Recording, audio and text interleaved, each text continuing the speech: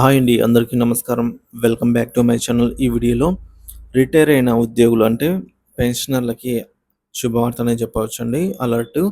GPF చెల్లించడంలో ఆలస్యమైతే గనుక వడ్డీతో సహా చెల్లించాలండి ప్రభుత్వము. కొత్త గైడ్‌లైన్స్ ప్రకారం అయితే విడుదలయ్యాయి.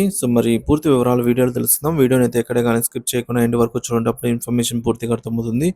వీడియో చూస్తున్న ప్రతి ఒక్కరు వీడియోకి లైక్ చేయండి. వీడియోని తోటి ఉద్యోగ పెన్షన్ మిత్రులతో అయితే షేర్ చేయండి. కొత్తగా మన ఛానల్ చూస్తున్న వారు సబ్స్క్రైబ్ చేసుకోకుంటే వెంటనే మన ఛానల్ అయితే సబ్స్క్రైబ్ చేసుకోండి. దీని ద్వారా నేను చేసే లేటెస్ట్ వీడియోస్ అన్ని ముందుగా మీ వరకు రీచ్ అవుతాయి. ఇక ఆలస్యం చేయకుండా వీడియోలోకి తెలుపుదాము.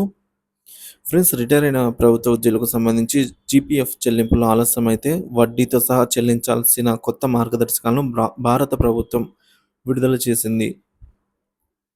సో రిటైర్ అయిన ప్రభుత్వ ఉద్యోగులకు జీపీఎఫ్ జనరల్ ప్రావిడెంట్ ఫండ్ నిధులను సకాలంలో చెల్లించేందుకు మార్గదర్శకాలు జారీ చేసిందండి కేంద్రం.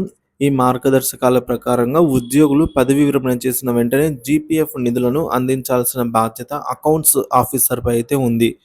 రూల్ నెంబర్ 34 ప్రకారంగా సకాలంలో జీపీఎఫ్ చెల్లింపులు చేయకపోతే ఆలస్య వడ్డీ చెల్లించాలి. దీని ద్వారా రిటైర్ అయిన ఉద్యోగులు ఆర్థికంగా ఇబ్బందులు పడకుండా చూడాలని ప్రభుత్వం నిర్దేశించింది. జీపీఎఫ్ నిధులు ఎలాంటి క్రమశిక్షణ చర్యలు లేకుండా విచారణలతో నిరోధించకూడదు. ఉద్యోగి పదవీ విరమణ తర్వాత ఆయా నిధులు పూర్తిగా వారి ఆస్తి అంటే వారి సొంతంగా ఉంటాయి. మరియు ఎలాంటి షరతులు ఉండవు అన్నమాట. దానిపైన విధించాల్సిన బాధ్యత, అవసరము, అధికారం కూడా ఉండదు ఎవరికీ కూడా. ఏదైనా ఆలస్యం జరిగినట్లయితే ఆయా ఆలస్యానికి అనుగుణంగా వడ్డీ కూడా చెల్లించాల్సి అయితే వస్తుంది. ముఖ్యంగా వడ్డీ చెల్లించే కొన్ని ముఖ్యమైన విషయాలు తెలుసుకుందాము. 6 నెలల వరకు ఆలస్యమైతే పీఏఓ పే అండ్ అకౌంట్స్ ఆఫీసు వడ్డీ చెల్లింపులకు అనుమతి ఇస్తుంది. 6 నెలల నుంచి 1 సంవత్సరం వరకు ఆలస్యమైతే అకౌంట్స్ ఆఫీస్ హెడ్ అనుమతితో వడ్డీ చెల్లింపులు చేయాలి. 1 సంవత్సరం కంటే ఎక్కువ ఆలస్యం జరిగినట్లయితే కంట్రోలర్ ఆఫ్ అకౌంట్స్ ద్వారా ఫైనాన్షియల్ అడ్వైజర్ నుంచి అనుమతి అవసరమవుతుంది.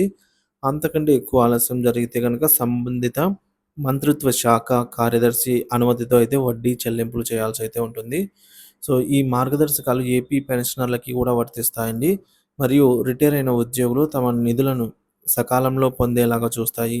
పెన్షన్లను అందిస్తున్న వారందరూ కూడా ఈ కొత్త మార్గదర్శకాలతో ఆర్థిక భద్రత పొందుతారని అయితే ఆశిద్దాం. ఈ మార్గదర్శకాల ప్రకారం జీపీఎఫ్ చెల్లింపుల్లో మరింత పారదర్శకతతో ఉద్యోగులు చక్కగా ప్రయోజనం పొందగలుగుతారని అయితే పెట్టడం జరిగింది ఫ్రెండ్స్. దీనిపై మీ అభిప్రాయాన్ని కామెంట్ ద్వారా తెలియజేయండి. Thank you for watching this video.